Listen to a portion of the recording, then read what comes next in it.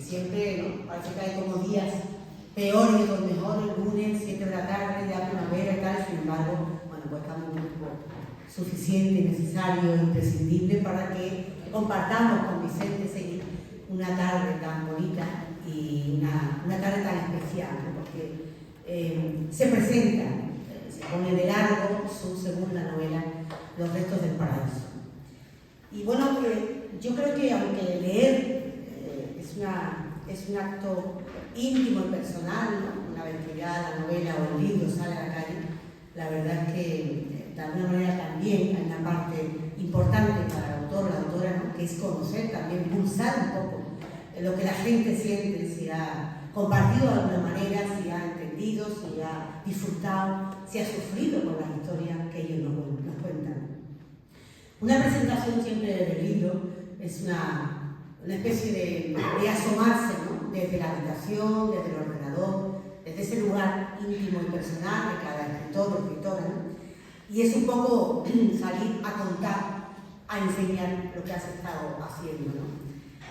Formar una mesa como esta tarde, ¿no? Para presentar, en este caso, la obra de Vicente, también es difícil, ¿no? Claro, te debates entre elegir una mesa de críticos sesudos, ¿no? Críticas de literatura, o amigos y amigas. Yo creo que ha hecho muchísimo mejor en estos segundos. No porque la crítica, su novela no soportara una crítica de ese tipo, sino porque los amigos y amigas no somos normalmente objetivos, ¿no? Le ponemos mucha pasión, mucho cariño a lo que hacemos, y eso parece que no, pero ya a estas alturas de nuestra vida se agradece. Que, bueno, las cosas no estén rodeadas de esa frialdad, ¿no? De esa rigidez y de esas normas que lo más académico tiene. Y en este caso, pues, la mesa, como veis, se ha hecho de esta forma, ¿no? Estaba anunciado Enrique Moya, profesor de yoga. Enrique está en Madrid porque su hermana estaba enferma y ha tenido que marcharse para estar con ella. Me dice, nos pide que os mandemos un saludo y una disculpa, lógicamente, y estará en la próxima presentación, que será en unas semanas, ha cambiado su turno con Pepe Seguí, que estaba previsto en la otra. La confianza, ¿no? Porque han visto el apellido, ¿no? Entonces, claro, dice que ya dice, niño, que me Pepe. Eso es muy importante. Dice que muchas veces la fraternidad, los hermanos y hermanas tienen también mala prensa literaria, ¿no? Por eso lo cainita, pero en general, afortunadamente, se tiene un hermano, una hermana con mucho apoyo y mucho cariño. En este caso, que ha cedido a esta traición que hemos dicho, casi a un de urgencia. Y a mi derecha, Enrique Salvo, que sí que estaba anunciado, por tanto también está aquí. Ahora hablaré un momentito de ello, pero bueno, yo, pues no quiero que salga la tarde el rato que estemos aquí pesado o largo, si en algún momento queréis interrumpir, nos preguntáis lo que sea, pero creo que lo más importante es lo que va a ocurrir, ¿no? Que a partir de este momento, los que todavía y las que todavía no habéis leído la novela Los restos del paraíso, vais a tener ocasión de disfrutar de una novela que a mí, en mi modesta opinión, se me antoja una novela grandiosa. Yo cuando la leía, conocía la anterior, Cocido a mano, pero en esta ha habido como un paso de gigante mucho más adelante. Yo creo que estamos viendo crecer no ya Vicente Seguí como escritor solo, sino una obra, ¿no? Porque además, por si fuera poco, él habla de una trilogía, ¿no? Anuncia una tercera entrega, luego quiere decir que estamos ante una obra de mucha enjundia, ¿no? Por el argumento, por su lenguaje, hay una primera parte de Los restos del paraíso que me parece que es sublime, ¿no? Y una segunda que es de una profundidad voraz, es una novela que te atrapa, ¿no? Él nos lleva y nos trae con sus personajes de lo personal a lo colectivo, que al fin y al cabo es lo que interesa, ¿no? Una obra, ¿no? Que lo que a cada uno de los protagonistas o las protagonistas le ocurra, pensemos que le puede ocurrir a los demás, ¿no? Si no, no sería interesante. Él nos lleva a lo cercano al viaje, de la historia cotidiana a lo sentimental, a la guerra, a lo religioso. Es una novela, creo que ancha, grande, sí. Ya lo veréis.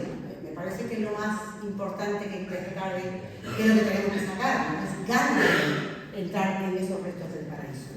Una novela que además, decía antes Begoña, ya tengo lectura, pues guárdala para verano si quieres, porque es una lectura vertiginosa, pero que hay que leer despacio. Es decir, es una novela que no es a luz sobre los mensajitos que hacemos hoy por WhatsApp, todo muy resumido, todo que, como las buenas novelas de toda la vida, ¿no? Mete ahí y dice pronto, ¿qué ha pasado ahora? ¿No? Pues eso. Y bueno, ¿de qué trata? Dice la gente, pues tampoco se trata de hacer spoilers, pero cualquier cosa que penséis o que se os ocurra está en la novela. Habla sobre el amor, habla sobre el sexo, la amistad, el paso del tiempo, las pérdidas, las segundas oportunidades y de fondo siempre el ruido, el origen, la naturaleza, la destrucción y sobre todo la esperanza. Yo, bueno, como tengo de formación profesional y cuando veo un micro me entra gana lo que he hecho toda la vida, se me ha ocurrido, si no os importa, os voy a leer un par de páginas, si os apetece.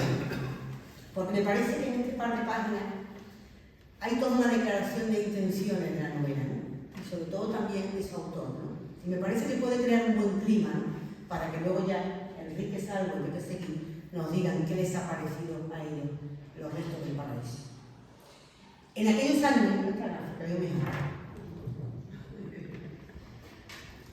años, cuando llovía, como dice la Biblia, a rabiar, el agua caía para todos. En esos momentos, las personas se apiñaban en las esquinas calculando el lugar por donde cruzar. Tierras altas donde poner los pies. Dialogaban sobre cómo iría el río de la ciudad, el Guadalmedina, cuánta agua llevaría. Con sus paraguas golpeaban los costados de las paredes de las casas para sacudirlos, mientras respondían a las preguntas y comentarios de los vecinos resguardados. En las puertas de los locales, los empleados y clientes miraban cómo el agua bajaba por la calle la mía, las veredas, y se apuraban, por la costumbre, a instalar puertas de madera que ya tenían preparadas y que no era otra forma que encajar tablones entre los márgenes de la puerta de entrada para que el agua no los sobrepasase. De rato en rato, un automóvil pasaba cerca del grupo de personas guarecidas bajo la techumbre de un bar y bañaban los pantalones de los hombres y los vestidos de las mujeres allí cobijadas. 3 autos más tarde amainaban, tan de golpe como había empezado, y las gotas de lluvia empezaban a caer suspendidas cada vez más lentamente como una cortina que resbalase desde el cielo. Esta se había comportado muy bien, no habría inundación. El pacto con Noé había funcionado. No siempre fue así. Fue en ese tiempo cuando empecé a pensar en cosido a mano, aunque no se llamaba así. En mi equipaje mental acarreaba ciudades y rutas de geografía, caminos y veredas, unas veces de la seda y otras de las telas, de las especies, de los caballos, de los esclavos, de los dioses, del petróleo, del intercambio y del comercio entre Oriente y Occidente. No me interesaban los oficinistas, ni los despachos, ni los burócratas, ni la contabilidad, ni la hacienda. Solía recoger a mi amigo el Baqueta, que vivía en un bajo del Compán, que entonces era como el hall de la ciudad, alineada con naranjos, presidida por el templo de la Virgen de la Victoria, y juntos nos metíamos por el laberinto del barrio de las Lagunillas. Charcos de agua, agujeros de tierra de arcilla necesarios para hacer ladrillos y tejas, corralones y tiendas, calles estrechas que se estrangulaban. Andábamos por antiguas ajas de la plantilla que habían sido ocupadas por casas populares bajas o de una planta y corralones con color a herrumbre. Estas ajas pertenecían antaño a las huertas del conde de Buenavista de la Victoria, caballero de Calatrava, los del Palacio de Buenavista y Villalcázar. Por las Lagunillas cruzábamos hasta acabar en la plaza de la Merced. De allí no pasamos. La plaza era el final asociada a nuestros 15 años. Nos quedábamos bajo la mirada del monumento a los liberales fusilados. No cruzábamos ni la puerta de Granada, ni la puerta de la Buenaventura, esa plaza medieval de extramuro de la ciudad, de mercados y de álamos, que era nuestro paraíso. La Casa de los Ramos está en la segunda planta del edificio que hay al lado de la desaparecida iglesia de Nuestra Señora de la Merced. Allí convivíamos con nuestros sueños. Un hijo de ellos, delgado, desgarbado y con cabeza de visto, disponía en esta planta de la mejor cueva que ni Platón dispuso, ni los Beatles en Liverpool, Una habitación de casa grande, con balcón a la plaza, y allí escuchábamos a James Brown, a Aretha Franklin y los sonidos del silencio. Música y Miguel Hernández. Acudía Paco el Listo, el número 1 de la clase que vivía cerca de la Plaza Villa, y que entonces esa calle no era peatonal, ni había túnel, ni se había demolido la mal llamada Casa de la Cultura. Un día en que la rabia acogía el ambiente, el Baqueta le hizo la cama al Listo, saltando el potro en la calle. El Baqueta hacía de burro, doblado por la cintura, con la cabeza bien agachada. Se saltaba al burro abriendo las piernas y saltando por encima, apoyando las manos en la espalda, agachada del amigo, que hacía de burro. Sin tocarlo con las piernas, aguantaba el salto. Si cedía el burro cuando volando ibas a apoyar las manos y no encontraba el sostén de su espalda, el trompazo era de cine. Ese día el Baqueta se lo hizo al Listo, le hizo la cama. No solo el Listo no volvió a probarlo, sino que este incidente inició una nueva era. La amistad inocente desapareció. Y la sustituimos por dar bandazos por las alamedas, asombrándonos al ver pasar a las niñas. Con elocuencia empezamos a hablar sobre nuestro destino. Un hombre no es nada sino un destino. Creo que confundíamos destino con porvenir. Todavía no sabíamos que este es muy aleatorio y con el tiempo precario. En esa época, la iglesia de Nuestra Señora de la Merced ya no existía, que tan sagazmente, acordaros, el cura Hipólito la convirtió en escenario de sus fechorías, que tan sagazmente narra Antonio Soler en su novela Sacramento. Y el obispo Herrera Oria decidió eliminar todos sus recuerdos para que el demonio no pudiera florecer. No floreció nada, solo hormigón y negocio inmobiliario. El mundo de nuestra infancia se había acabado. Pasado el tiempo y muchas cosas más, vislumbramos que el mundo era más grande que la plaza de la Revolución. Y mi deseo de aventura y de curiosidad innata aumentó. Mi mirada siguió dispersa por mi barrio en busca de argumentos para mis historias y de respuestas sobre cómo cambiaba el sentido de la lluvia.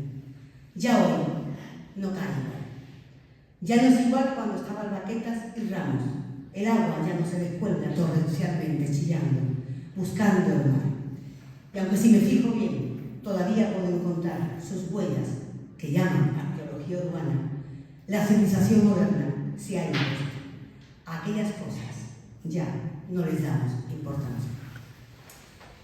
Creo que estas páginas, insisto, para mí son un poco la carta de presentación de esa infancia en la que el presente va creciendo, buscando ese paraíso que se va perdiendo. ¿Qué le ha parecido la novela a Enrique Salvo Tierra? Yo le he dicho a los dos, a Pepe y a Enrique, que como no se van a presentar a posiciones, no voy a leer el currículum que tiene, porque esto es absolutamente incontenible. Pero, hombre, por si alguien podría darse, ¿verdad? Alguien lo conoce, a Enrique Salvo, pues, recordar al menos el siglo VI de la Cátedra de Cambio Climático en la Universidad de Málaga, autor de innumerables libros, artículos, revistas especializadas, como investigador siempre en temas ambientales, autor de la Guía de los Derechos de la Península Ibérica y de Baleares. Enrique tiene una etapa importantísima en torno a temas de la ciudad y de medio ambiente urbano. Ha desempeñado cargos, distintos cargos en la universidad, cargos en la política local, autonómica y nacional, siempre vinculados sí, al medio ambiente, a lo territorial y a las infraestructuras. Y hay una etapa también muy importante dedicada a la investigación en la universidad sobre la crisis climática.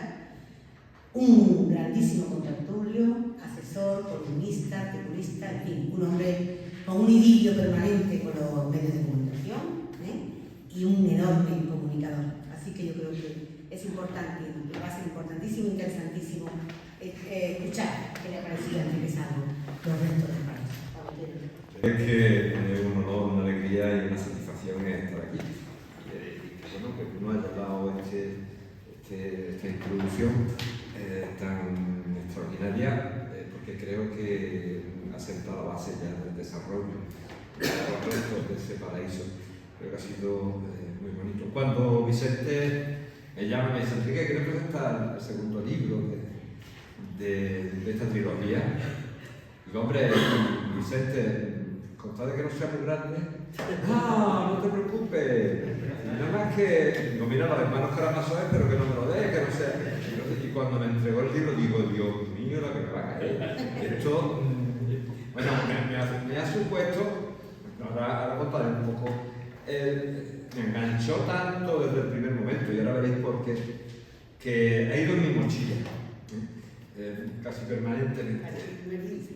Y me ha hecho una normalidad de escándalo, pero es que es peor, como leía en el autobús, yo soy de transporte público, lo leía en el autobús, o en el metro, bueno, cada vez que frenaba, las cervicales, por voy a decir, una cervical y una lumbar, mi querido Vicente. La verdad es que he disfrutado. En principio yo pensé, ciegamente, bueno, me ha llamado por aquello de que pone el paraíso, ¿no? Y bueno, se entiende que el paraíso es algo con mucha vegetación y demás. No deja de ser una utopía en sí mismo, hay descripciones extraordinarias, el propio origen de la palabra sumeria. Y al final lo que nos encontramos es que el paraíso de verdad de la tierra no deja de ser más que ese clímax que se forma justamente entre los diferentes organismos y el propio entorno. Ese clímax es lo que se consigue en un paraíso que se ve siempre alterado, nunca va a estar permanentemente en equilibrio. El libro en sí es un paraíso, porque es un ecosistema. Es decir, en este libro nos encontramos un ecosistema en donde hay un flujo permanente de materia y energía, entre personajes e historias, entre lugares y tiempo. Y ahí está lo maravilloso de este libro. Me ha enganchado. Soy un pésimo lector, lo reconozco. Me parece que he leído una obra de más de 100 páginas. Es decir, esta es la segunda, es decir, con eso lo digo todo. Y me parece que salvo 100 años de soledad, no he aguantado un libro de más de 100 páginas. De verdad, Vicente, que te lo vi en su momento. Y porque además tengo la manía de leer muy lentamente, soy muy lento. Y bueno, yo admiro a esa gente que me dice, me he leído un libro entero en una noche. Digo, Dios mío, ¿y eso cómo lo hará? Y bueno, son capaces de leerse obras completas de los autores más extraños del mundo. No sé cómo lo harán. Yo suelo pararme muchísimo, me encanta recrearme, regodearme en cómo se ha establecido una oración, por qué esa oración y esa sintaxis tienen un sentido, por qué hay determinados elementos tan extraordinarios de carácter literario en algunos momentos de una descripción. Y todo eso, pues subrayando, así lo tengo, ¿no? Este ya está casi guarreado entero, como diría el otro, ya está en otras anotaciones laterales, de subrayado en diferentes colores, hasta con dibujos, ¿no? Si me lo permite el tiempo, hasta dibujando sobre la letra. Y yo creo que eso es lo que me hace ser un mal lector, aunque reconozco que lo importante es que al final esa esencia te atrapa, y en este caso te atrapa la esencia del libro. El propio cronista, y a la vez tú también lo has dicho, no es un libro para leerlo precipitadamente, que se olvide alguien de que se lo lleve del libro de bolsillo, primero en el bolsillo imposible, y tampoco es para leerlo en una noche, es para degustarlo como el buen vino, tampoco, solo a solo. Está lleno de tanta actualidad, pero reflexionando sobre el pasado, lo acaba de decir, tu lectura ha sido preciosa, ha sido para acabarlo, de verdad, de lo que era esa calle Casavilla, la Canilla, ese entorno que también refleja en la obra, nos demuestra ya de que estamos ante un pintor con letra, ¿no? Que creo que es lo bonito en este caso. Pepe lo hace directamente pintando y él lo hace con letra, ¿no? Es decir, que decía, siguiendo con lo del mal lector que soy, decía, creo que era Séneca, que pues resulta de que apareció toda la diversidad que vino después, incluido hasta esos magníficos dinosaurios. Por entonces, además, con tantísimo oxígeno, aquellas plantas eran enormes, eran de 30 y 40 metros de altura, algo similar incluso podían superar a muchos de esos edificios en altura que hoy se siembran por Málaga, ¿no? Es decir, que nos puede dar un poco la imagen de lo que pudo ser. Pero es que el propio origen del Mediterráneo, tal como lo narra Vicente, es extraordinario. Fijaros, a mí hay una cosa que siempre me llamó la atención. Cuando estuve en el Museo del Prado, lo aconsejo que vayáis a ver. Es un cuadro en donde se ve los trabajos de Hércules, y concretamente a Hércules en su haga, y está separando el monte Calpe y el monte Musa, ¿no? Está separando las dos columnas de Hércules y está entrando el agua en lo que ha sido la inundación más grande que ha tenido el planeta a lo largo de toda su historia, lo que se conoce como la inundación sangriana. En 3 años de estar Tetis muriendo, estaba muriendo, languideciendo, y bueno, pues Hércules, con la ayuda de los atlantes, abrió esas columnas y dejó circular el agua a una gran velocidad, inundando nuevamente y dando vida a ese Mediterráneo tan extraordinario que cargaría nuevamente de biodiversidad del planeta. A partir de ahí se va a generar algo también muy trascendente y que recalca muy bien Vicente a lo largo de su obra. Y es que, como decía Nietzsche, vamos a encontrar con que al fin y al cabo la naturaleza mediterránea es una simbiosis, y era una expresión que toma en una parte de un par de páginas dedicado precisamente a la simbiogénesis. Esa relación hombre-naturaleza es la que ha hecho que tengamos una naturaleza tan sumamente rica y biodiversa. Es decir, en este caso la humanidad, hasta hace aproximadamente unos 50 años, siempre fue respetuosa. Yo siempre pongo el mismo ejemplo a mis alumnos. Miren, el único sitio donde no comemos insectos son en las culturas mediterráneas. ¿Por qué? Porque sabíamos del papel que jugaban como polinizadores. En otras civilizaciones, en otras culturas, se comían insectos. Algunos quieren hacer que, o sea, éramos conscientes. Es decir, ahí se produce una unidad de acción hombre-naturaleza. Nietzsche retrata perfectamente diciendo que es una mezcla entre lo ático y lo apolíneo, ¿no? Es decir, una mezcla de belleza a la vez que de alegría, y que también refleja Picasso en ese cuadro que se llama precisamente la alegría de vivir, ¿no? Que es una auténtica maravilla, porque yo creo que sintetiza muy bien el Mediterráneo, igual que lo hace la descripción que en todo momento del ámbito de la cultura, eso que tenemos en las calles de nuestra ciudad, pues nos llenan de alegría. El futuro, como bien tú has dicho, nos carga de esperanza. Vamos a ver la tercera obra, ¿no? Yo creo que el epílogo, y hago un poco de spoiler, pero no más que un poquito, de verdad que no más allá de lo que me corresponde, pero termina diciendo estos restos del paraíso que la cuenta atrás había empezado.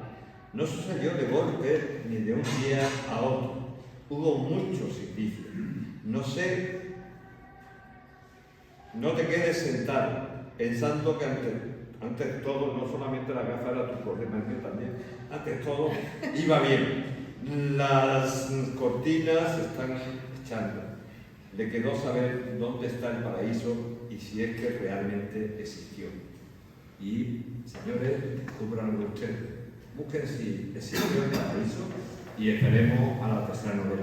Mi obligación hoy, que lo compren, que lo lean y que lo lean bajo esas coordenadas. Yo de luego lo recomendaré mucho, como digo, será la herencia que la deje a mi nieto.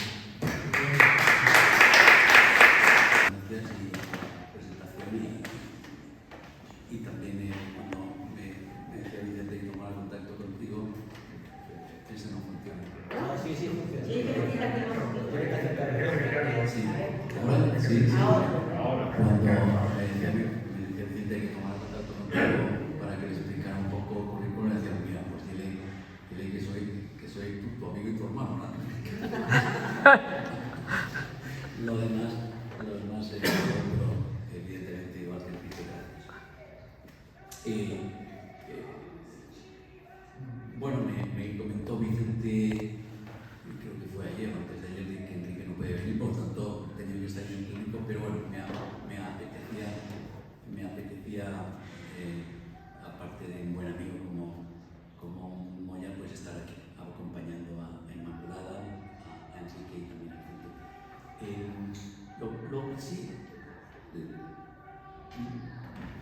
pensando qué decir, ¿no? Pensando qué decir respecto a la presentación de este libro,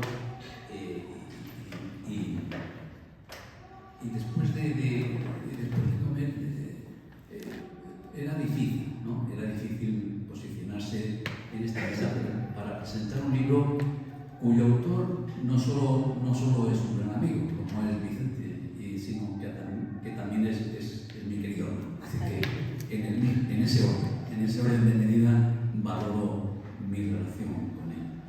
Y ambas condiciones me sitúan irremediablemente en una difícil situación en este protagonismo que me da ser presentador de una novela que me obliga como analista o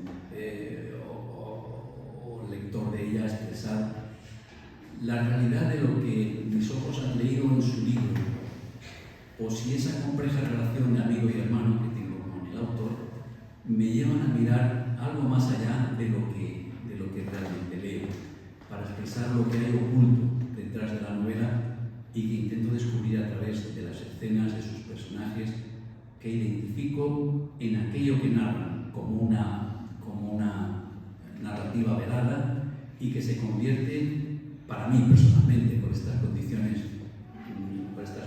de doble relación, quizás en la parte más emocionante del relato del libro. Por lo tanto, le voy a relatar más lo que uno lee oculto por el conocimiento del autor que por lo que realmente el libro gráficamente intenta expresar. Yo creo que no puedo evitar esta doble condición de amigo y hermano, que me da cierta ventaja en poder haber buscado esa parte más oculta de su novela. Y por lo tanto, como todas las partes ocultas, suelen ser lo más interesante. La que se esconde detrás del velo del texto que expresa la novela, lo que intento descubrir en la identificación de sus personajes, que yo creo que también ocultan sus realidades para crear lo que es el relato que necesita el libro, ¿no? Y en definitiva, que se intenta adivinar algo más por la ventaja que tengo en esta novela de tener esa doble dualidad de amigo y hermano, que me da esa doble condición para ir más allá de su lectura simplemente literaria. Bien, llegado a este punto que es como un preámbulo a lo que quiero aprovechar que las circunstancias me hayan llegado aquí para reflexionar con ustedes, aprovechando también esta excusa del libro, no he podido dejar entrever cómo los personajes de la novela, cuando ustedes tengan la suerte de leerlo, se mueven también, curiosamente, en esa dualidad intrínsecamente unida del amor y la amistad. Por deformación profesional, como ha dicho Inmaculada, esa deformación profesional que hace que narrar algo, ya sea gráfico o literario, es difícil, porque arrancas, es adivinar las cosas desde la complejidad de situarte en un punto más allá de tu realidad. Por esa deformación profesional, a mí se me ha venido a la cabeza también lo que ocurre en la ciudad, como con la arquitectura que yo entiendo o la identifico, ya al margen de mi profesión de arquitecto, que me olvido de ella en este momento y cada día soy menos gremialista, ¿no? La identifico la arquitectura como la amistad que genera el lugar. Y con el urbanismo es la acción de amor que crea el lugar, ¿no? Y ambas acciones, la arquitectura, que es el objeto, y el urbanismo, que es el lugar en donde ponemos el objeto, conforman dos caras inseparables de una misma moneda que adquiere su valor conjuntamente, en donde posiblemente por separado carecen de justificación, porque si se separan pierden su principal esencia, convirtiéndose igual ocurre en la reflexión que decía antes de la novela, cuando me refería a esas dos piezas del amor y la amistad, convirtiéndose en la amistad, si separamos esa moneda, en un egocentrismo interesado, perdiendo ese concepto del afecto, y el amor en una emoción pasajera en el tiempo, perdiendo también su base principal, que es la lealtad dentro de la libertad que ambas emociones se deben.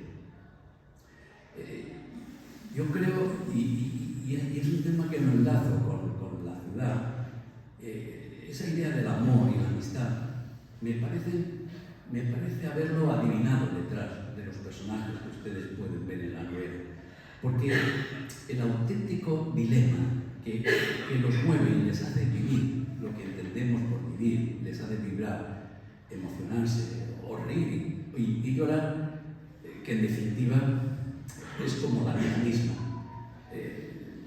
Incluso en la novela, ese largo trayecto en donde saber esperar se convierte casi en un principio, esperar las calmas después de las tempestades que reconcilian esa dualidad del amor y la amistad, como advierte Zygmunt Bauman, que durante mucho tiempo me interesó y me sigue interesando su concepto de una sociedad líquida y del amor líquido.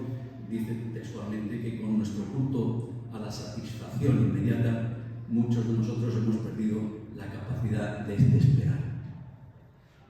Y lleva el silencio a través de las miradas, a través de los olores, a través del tacto, pero sobre todo que te haga lo que de una manera normal, y cuando digo normal es casi desprovista y desnuda de cualquier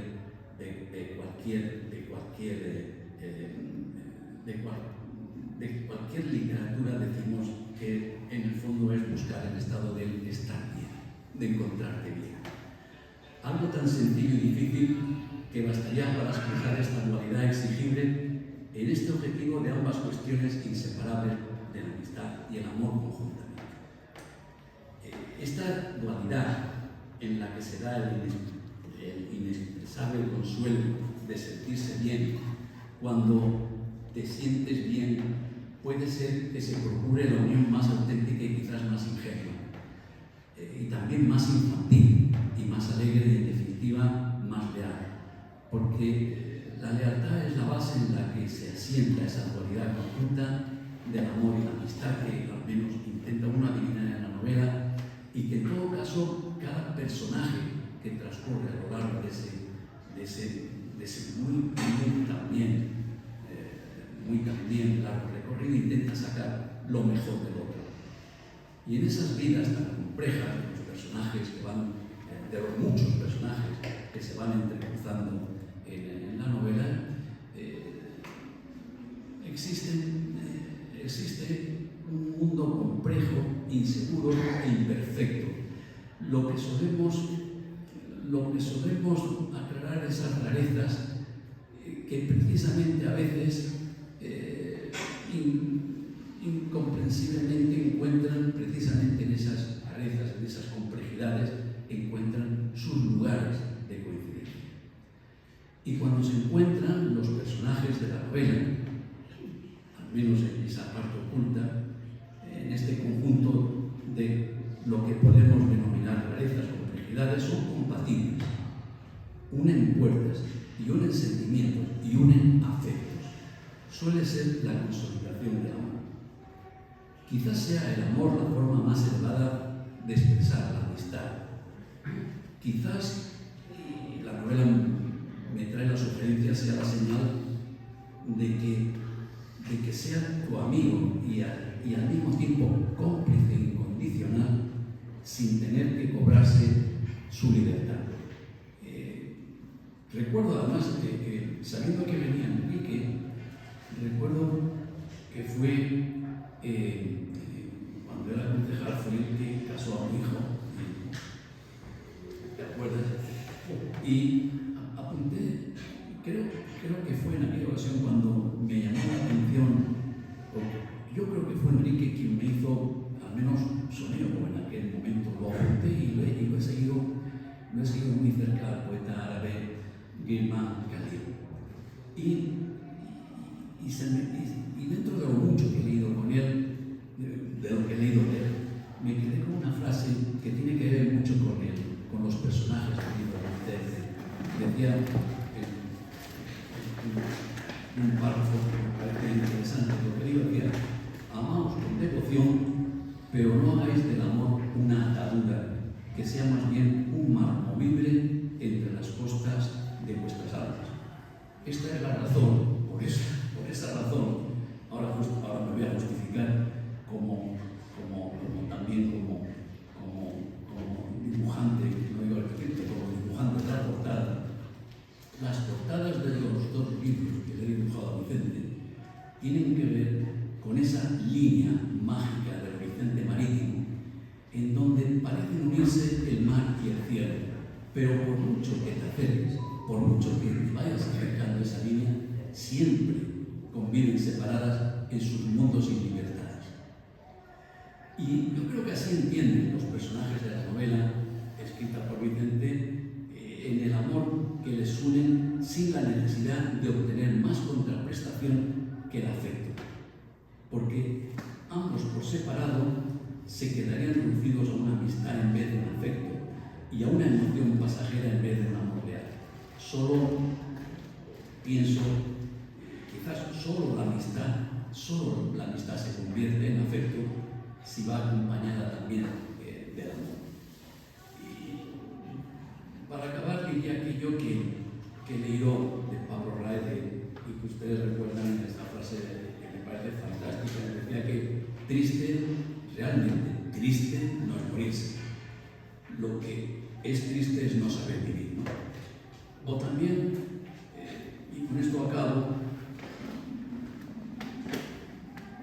hace un rato antes de venir aquí, creo que es una frase que me ha gustado mucho y que se la he leído a Julio Cortázar. Y en este momento le diría a mi buen amigo y hermano Vicente, le diría: yo quiero proponerle a usted un abrazo, uno fuerte, duradero, hasta que todo nos duela. Al final será mejor que me duela el cuerpo por quererte y no porque me duela el alma por extrañarte. Muchas gracias.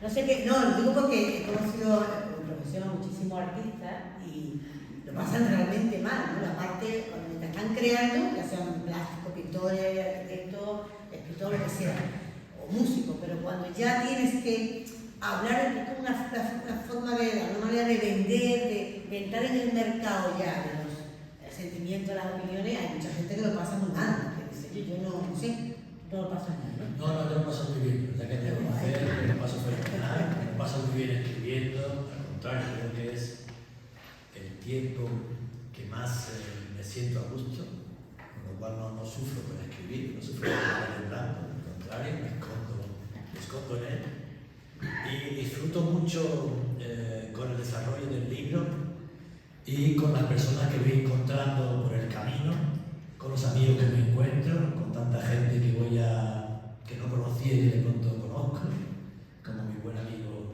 Paco de Jaca, que me ha ayudado muchísimo para que hoy esté aquí el libro, y con el que he mantenido una relación de amistad sin quererlo y sin haberlo buscado, pero esa cosa la buscando, con lo cual no es un sufrimiento, al contrario.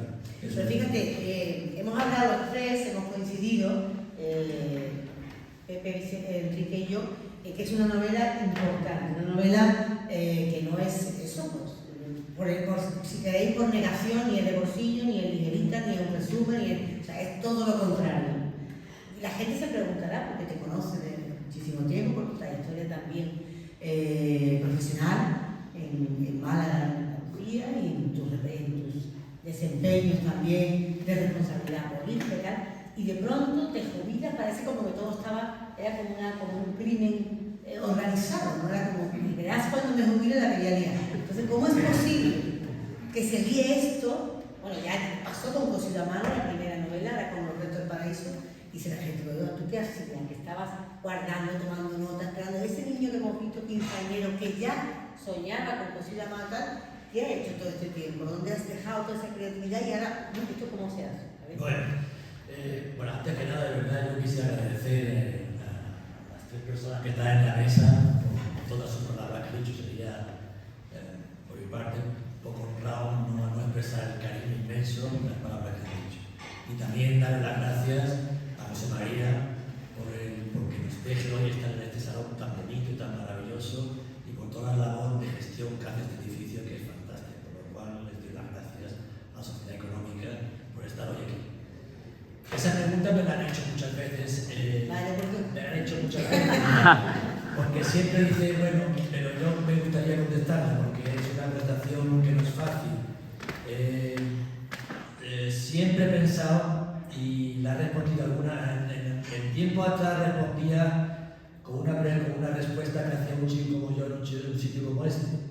He ido cambiando tantas veces de profesión, buscando cosas, que nunca he tenido una profesión específicamente clara. Es decir, a mí la gente me ha dicho, ¿y tú qué eres? Y me dicen, este chico es economista, que os decía, este es arquitecto, que os decía, no, ingeniero, no, este chico es tal. Pero realmente poca gente me calificaba bien qué profesión tenía yo en el mundo, qué papel jugaba. Era difícil, era político, ¿qué era? La gente sabía que yo era Vicente Seguí, pero era difícil localizarme específicamente.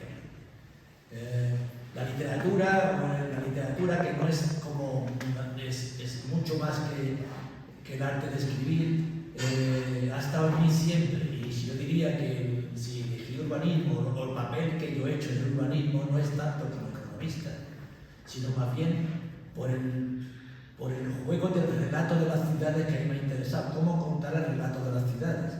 Siempre me ha interesado mucho el relato de cómo las ciudades viven, de cómo las ciudades se hacen, cómo se construyen, cómo la gente vive en las ciudades, cómo las personas conviven con los lugares, con los espacios, con el paisaje. Y ese relato es el que siempre he contado. Es decir, que para mí escribir cuando hacía mi trabajo urbanístico tenía mucho que ver con escribir. No era de tener tiempo para pararme, tener quietud, pararme y poder empezar a escribir de otra manera diferente, pero siempre escribiendo.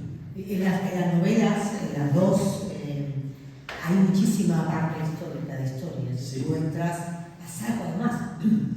Si tienes que contar un episodio histórico, lo cuentas además con pelos, señales, contacto, está muy documentado. ¿Dónde te mueves más cómodo? La ficción, porque los personajes se supone que son ficción, y lo otro es historia. ¿Dónde te mueves más cómodo? ¿Dónde estás más?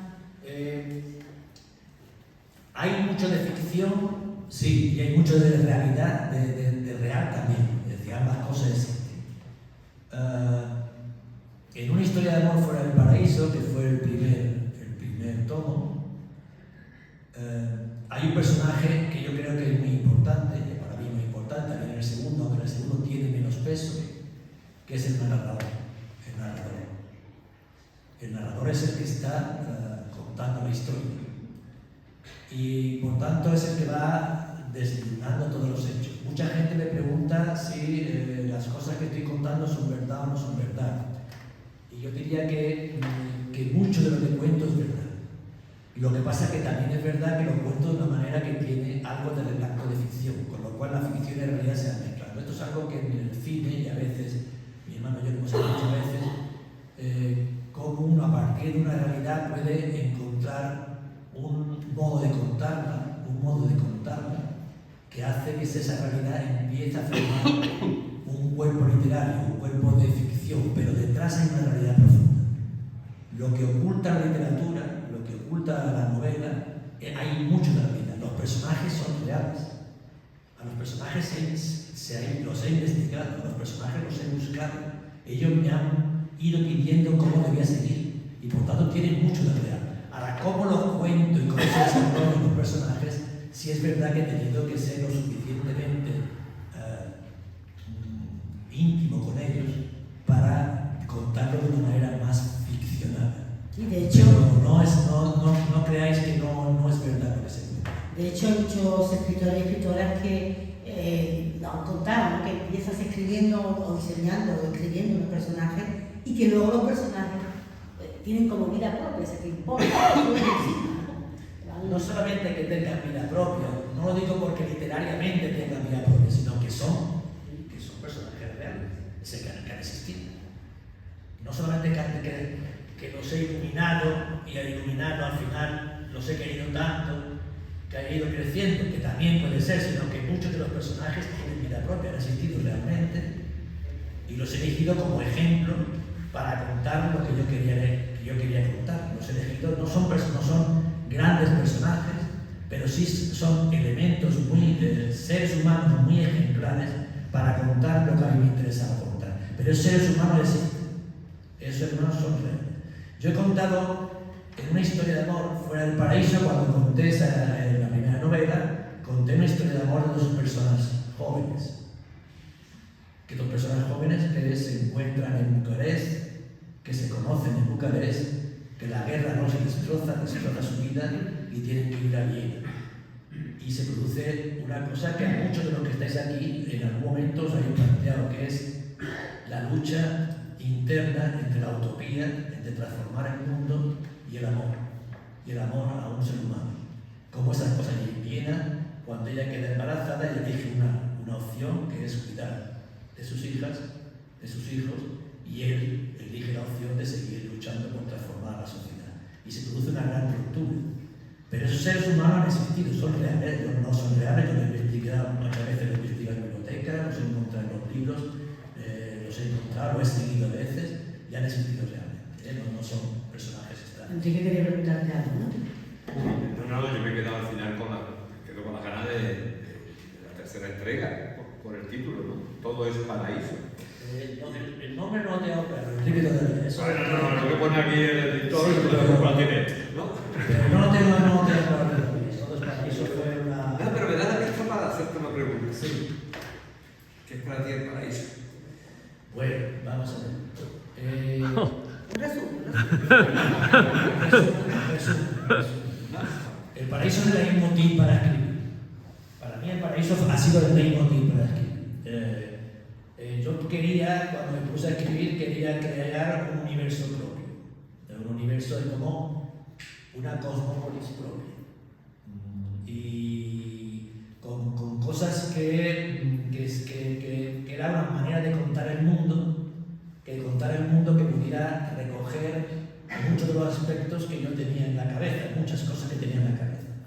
Paraíso me servía, porque nosotros tenemos siempre la disyuntiva de pensar que lo que ha ocurrido anteriormente es toda una manada de hombres brutos, de hombres que son incultos, de personas que no han tenido nunca ninguna experiencia cultural, ninguna historia, y que la historia nuestra es una historia lineal para que somos los más listos que han existido en el universo. Esta axioma yo siempre lo he negado. Siempre he creído que el ser humano actual, en el mejor de los casos, no es más listo que los anteriores, es más inteligente que los anteriores, y en el peor de los casos yo diría que cada vez más es más torpe que los anteriores. Y que existe toda una cultura, existe un paraíso, que hemos ido poco a poco destrozando. Y por tanto lo hemos ido destrozando. En esto hay quizás la huella de Stephen Fay, aunque en mi caso no hay intento de suicidio, pero sí hay una huella. Esa huella de que el mundo lo hemos ido destrozando sin darnos cuenta. Nos hemos ido cargando muchas de las cosas valiosas que teníamos en las manos. Muchos de los elementos que tenían un valor incontable, y hoy somos, yo diría, más incultos, más torpes, nos hemos cargado mucha parte de la naturaleza, nos hemos cargado todos los pactos que teníamos con la naturaleza, toda una cultura inmensa que disponíamos de un mundo maravilloso, forjado con muchos años de ejercicio y de trabajo y de esfuerzo entre el hombre y la naturaleza, que muchos lo hemos destrozado, y hoy todavía no somos conscientes, somos muy mentecatos mentalmente. Nos hemos constreñido, rivalizado en nuestra mente. Muy rivalizado. Está buscando el paraíso permanentemente a través de la obra. Y todo paraíso se va a definir, uno dice que los ríos, otros dicen que 4 ríos, pero lo que no falla nunca es que hay 2 árboles, un árbol del bien y un árbol del mal. Los 2 árboles están presentes en tu paraíso, está claro, a lo largo de la obra. Tú lo acabas de decir, el árbol del mal, la destrucción, el romper con una historia de simbiosis, como hemos dicho, entre la cultura, la humanidad y la naturaleza. Y ahí es donde me falta ver en el siguiente capítulo, en la siguiente entrega, finalmente qué va a rematar, cómo va a rematar el árbol del bien. En su momento era el árbol de la ciencia, aunque el árbol de la ciencia fue trasladado como árbol del mal, y entonces, bueno, si me puede avanzar algo, tranquilo esta noche. Estamos entre amigos, no hay ningún problema. Por lo tanto, yo creo perfectamente dialogar con vosotros sobre por dónde van las cosas, por dónde va mi cabeza, ¿no? Va basculando por día, porque todo tiene que ver mucho con mi ánimo de esperanza, ¿no? Con cuánta cantidad de esperanza me levanto por la mañana. Entonces puedo acabar diciendo que todo es paraíso, como está ahí, porque sería siendo con capacidad de esperanza para decir que todo es paraíso, como puede acabar diciendo que el paraíso es bueno, con lo cual todo va a tener esperanza. El personaje clave de la novela, de la segunda novela y también de la primera, aunque la primera aparece mucho menos, aparece el hijo, en la segunda ya aparece más firmemente que el Millen, el personaje clave de la novela. En la segunda novela ya hemos vislumbrado que él fallece. Lo que queda por saber es cómo resuelve él su encuentro con la seda. Es decir, hay una secuencia en la que él hace un viaje a Trebisonda, en la cual, para acompañar a sus amigos que se hacen la exploración en Montreal, y él vuelve con Nasera, vuelve de nuevo a su hogar, y ese encuentro entre ella y lo que va a hacer con ella es lo que ahí queda, saber si el paraíso va a quedar reducido simplemente a un acto de esperanza donde todo puede ser paraíso, o va a quedar reducido simplemente a que no queda nada. Eso es algo que veremos a ver cómo lo resuelve. Sí, por animar un poco el debate, pero mientras escuchaba, recuerdo, no sé si era alguien en la sala con más cultura que yo, pero creo que era Da Vinci quien decía que lo más emocionante era empezar desde el final. Es decir, decía que Da Vinci le he leído, lo recuerdo, que decía que lo más interesante era empezar siempre por el final. Es decir, que como aquello de que no me interesa tanto el pasado, sino me interesa trabajar a partir del final de las cosas, ¿no? Y yo creo que eso tiene algo también que ver con la narrativa que decía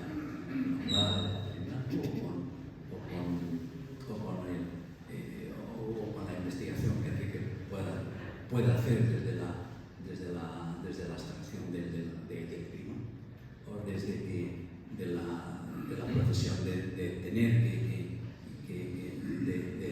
que proyectar aquello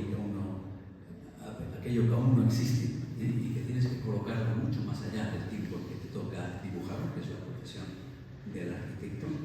Y me parece que esa frase de Da Vinci a mí siempre creo que era Da Vinci, siempre me ha sentido de hecho como mía.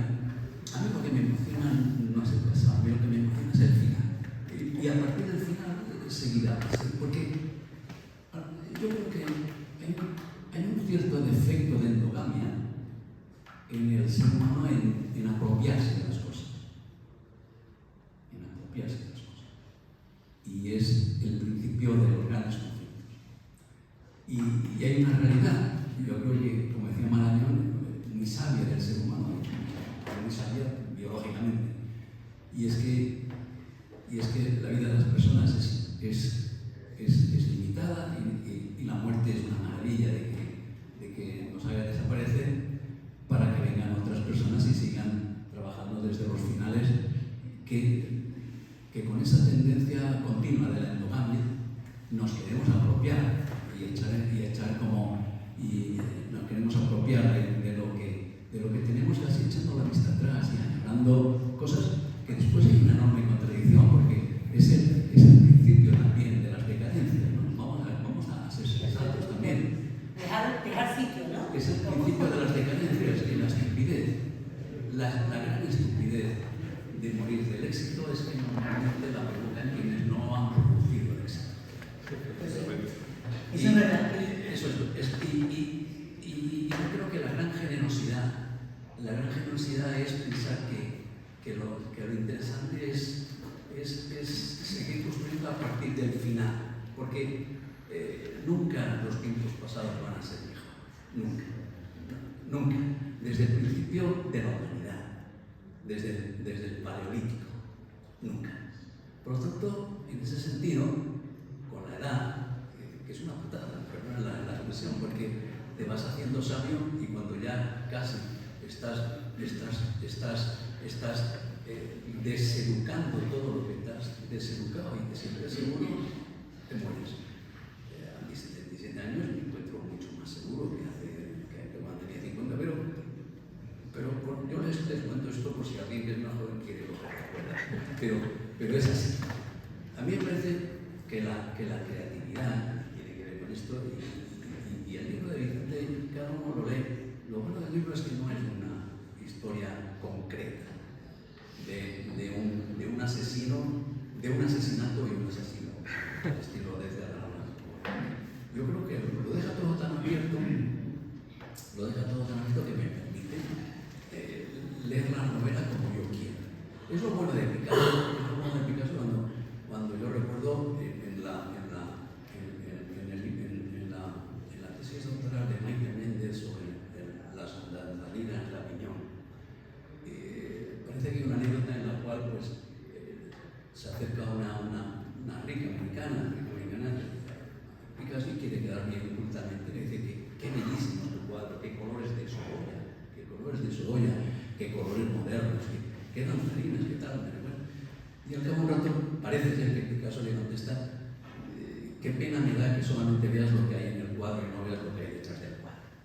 Y yo creo que en ese sentido es la endogamia que el ser humano, que continuamente nos apropiamos de lo que vemos, e incluso añoramos el pasado como algo que era magnífico. Pero yo creo que si recordamos los poquitos años de vida que tenemos y que vamos a estar aquí, recordamos la Málaga de mis 14 años, como dice la Cristi, que mi madre, cuando bajaba de Cristi íbamos al parque a las 7 de la tarde, del parque nos teníamos que ir, porque como era la tercera del puerto, pues era peligroso, sexual y físicamente. Hoy en día vemos otra ciudad, si vamos nos paseamos por el mundo entero con billetes bastante baratos, tenemos la posibilidad yo he recorrido, he tenido la suerte de recorrer el mundo millones de veces más que mi abuelo, que lo tenía que hacer en carro, o que mi padre lo tenía que hacer en esto. Quiere decir, con todo esto, que estaría bien olvidarse un poco de la endogamia y como vuelvo a repetir, no quiero confirmar lo de Da Vinci, pero es muy atractivo esa sugerencia. Lo más interesante es arrancar desde el final de las cosas. Bueno, hay un término medio, si me lo permites, porque es un fenómeno que estaba pensando y lo que escuchaba que se da mucho y que podría servir para redondear esta tarde este acto, si queréis preguntar alguna cosa más, si no, bueno. Y es que desde hace ya tiempo, antes no se concebía, sino un autor hacía algo y lo firmaba y listo. Después se pone de moda, si queréis, pues incluso en el teatro, en el cine, hay gente que hace su obra, la presenta a un grupo de gente, de críticos, de amigos, incluso con novela, y con las opiniones de esa gente revisan ese final. Quiere decir que no tiene por qué ser ni todo el pasado es mejor, ni todo lo último, como tú dices, la última escena es la que me vale. Igual sería hermoso, también bonito, que mirar esa última escena una vez que yo la he pensado, cómo la piensan los demás y tener la capacidad de revisar, añadir, transformar, que es un acto creativo que mucha gente tiene. No sé si Vicente como autor, las opiniones que hoy puedan salir de aquí, otras que ha escuchado de Pepe, de Enrique, de cualquiera de nosotras, podría, porque sería interesante para ti, solamente dos apuntes. No existe el pasado, y es un error. No existe el pasado porque todo es presente. Hay que darle cosa bonita que decir. Igual eso de que haya ignorancia del pasado, no existe ni ignorancia del pasado porque todo está presente. Cualquiera que haya leído esta obra, el resto del paraíso, yo escribo como presente la inundación del Martes. Todo se produce como un presente cognitivo. No hay un pasado ni un futuro. Todo se produce en un presente cognitivo que en una gran pantalla se está produciendo. Todo se produce en una gran pantalla, por lo cual no existe ni endogamia, ni añoranza, ni nostalgia. Solamente existe un presente único. No nos hagamos ese juego mental. Es un juego de la mente que quiere dividir entre el pasado, el presente y el futuro. No hagamos ese juego porque no nos lleva a nada. Bueno, Yo digo, yo también. porque como olvidemos el pasado, las versiones del pasado Has dicho que está en el presente. están en el presente, claro. Pero como lecciones. Pero tienes que conocer. Bueno, no nos hemos parado. ¿Querías hacer una pregunta? Mira, por ahí. Quería hacer dos preguntas. La primera parte, el primer libro, digamos, los personajes se desenvuelven de tal manera que van desde Oriente hacia Occidente. De hecho, al final de tu primer libro termina en Cádiz, que es los confines de tu mundo. No sé por qué pensé que la segunda parte iban a escapar del paraíso. Este paraíso que ha sido 1000 veces destruido. Sin embargo, en tu segunda narrativa no solamente vuelvas al centro del paraíso, Monte Ararat, Georgia, sino que vuelves al personaje, digamos, a Milla, que es el padre de Paul. Mi pregunta es, para tu tercera parte, aunque me parece que ya ha sido contestada, contestaste a Enrique Inmaculada, ¿lograrán escapar los personajes de ese paraíso buscando otro paraíso o quedarán confinados en este desencuentro entre Oriente y Occidente? Y mi segunda pregunta es, el paraíso vuelve a ser destruido, lo estamos viendo en estos momentos. ¿Cómo te está afectando? ¿Cómo afectarán a tus personajes, digamos, esta enésima destrucción del paraíso, este desencuentro entre Oriente y Occidente? Bueno, la verdad que te agradezco porque es verdad, en la primera novela todas mis obras están llenas de psicología, hay mucha psicología, mucho documento de psicología, y es verdad que acaba en Cádiz. Y acaba en Cádiz como si Cádiz fuera el Finisterre, el fin del mundo. Ellos no siguen de ahí, y es verdad, y vuelven. Y en la segunda vuelvo atrás, vuelvo de nuevo hacia atrás, vuelvo de nuevo a recuperar al padre y vuelvo de nuevo a tener que enfrentarme con los pilares que en la primera novela no me enfrenté. Y ahora, en la tercera parte, tengo que volver de nuevo otra vez a ponerme en la situación de la actualidad, a volver de nuevo a la situación actual. Por eso decía antes que no sé en qué estado de ánimo me encontraré para saber si al final del todo de nuevo de enfrentarme a la actualidad, de enfrentarme a la realidad más actual, cómo, de qué manera ese pasado va a afectar a los personajes en el presente actual. No lo sé todavía, pero que esa va a ser la reflexión de la tercera novela. Estupendo. Gracias. ¿Alguna pregunta más? Una pregunta. Yo Tenemos una voz. ¿Hay alguna novela, una obra de la literatura universal, un autor que te haya servido de alguna manera de inspiración, de motivo para tu trilogía? Sí, casi todos los escritores que han intentado construir universos propios me han servido. Es decir, gente que su literatura ha ido con ella construyendo universos propios que han ido siguiéndose uno detrás de otro. Puedo hablar de James Joyce, que tiene todo un universo propio, puedo hablar o en España de Luis Mateo Díaz, o puedo hablar de cualquier otro escritor que tuvo, Stefan Zweig, escritores que han tenido, desde que empiezan hasta que podemos decir que su mundo literario, su mundo vital desaparece, han ido construyendo un universo en el que han ido dejando rastros en novelas de las cosas que han ido construyendo, como si estuvieran creyendo una cosmópolis propia. Esos escritores son los que más me han interesado. No quiere decir con esto que otros no me gustan, pero no me gusta tanto, me interesa menos los escritores que se refieren a un aspecto concreto, muy cerrado. En eso sí hay en mí una pretenciosidad yo diría que excesiva y que a veces me peor. Sí, sí. ¿Alguna pregunta más? ¿No? ¿Vosotros alguna? Ah, José María. No, no hay pregunta, pero sí quería felicitar a Vicente por esta segunda entrega, esta segunda novela que continúa a Cosido a mano, historia de amor fuera del paraíso. Y desde luego agradecerte que lo haya hecho, lo mismo que hiciste con la primera, aquí en la Sociedad Económica. Para nosotros es un placer, un honor poder contar con tu creación, con tu obra intelectual, reflexiva, descriptiva, de pregunta, de introspección. Yo creo que sin duda esa novela siempre es un viaje que nos embarca a todos, que nos lleva a todos pues, a pensar, a reflexionar, a preguntarnos qué es lo que yo creo que está provocándonos el autor en este tema. Y felicidades de verdad, y esperemos que esa tercera entrega desde luego tiene a la disposición también la Sociedad Económica de Bilbao. Muchas gracias. La verdad que esto todo muy difícil.